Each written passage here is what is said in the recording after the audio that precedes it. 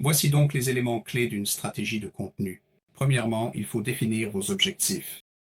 Vous devez commencer par des objectifs clairs et mesurables.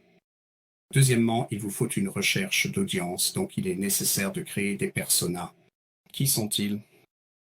Il s'agit vraiment de bien connaître vos clients.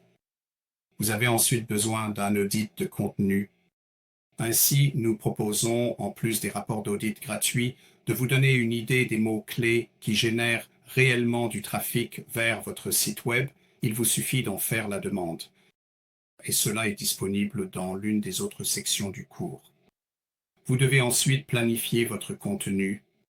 Quel type de contenu allez-vous utiliser et quels seront leurs sujets? Utilisez-vous des vidéos? Utilisez-vous des blogs, des e-books, des webinaires?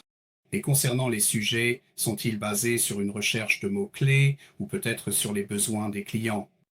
Nous allons ensuite nous intéresser aux mots-clés et à l'intégration SEO.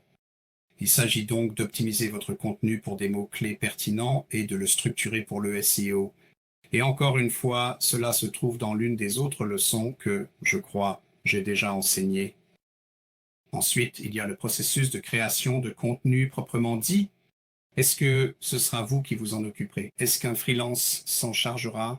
Allez-vous faire appel à une agence? Et ainsi de suite. Nous proposons en fait un GPT personnalisé avec ce cours et je vous le montrerai un peu plus tard. Nous avons la distribution et la promotion du contenu. Alors, sur quelle plateforme allons-nous nous positionner? Allons-nous faire du marketing par email, comme des newsletters? Allons-nous faire de la publicité payante? Les réseaux sociaux? Allons-nous faire un peu de relations presse ou de sensibilisation auprès des médias? Vous devez prendre toutes ces décisions dans le cadre de votre stratégie de contenu. Ensuite, il y a la mesure et l'analyse du contenu. Nous devons donc pouvoir suivre les indicateurs clés de performance pour voir ce qui fonctionne et ce qui ne fonctionne pas. Et je sais que Google maintenant propose, il me semble, un service qui vous aide à installer votre système de suivi. Ça prend environ 1 heure et demie. J'y ai participé juste pour voir exactement ce qu'il faisait.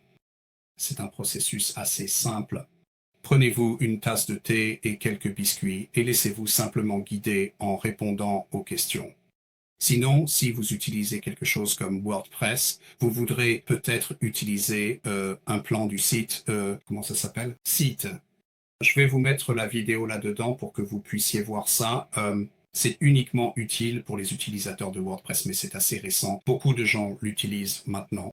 Donc, c'est en quelque sorte la dernière mise à jour de Google pour rendre la vie aussi facile que possible, afin que vous puissiez mesurer et suivre ce qui fonctionne sur votre site web et ce qui ne fonctionne pas. Merci.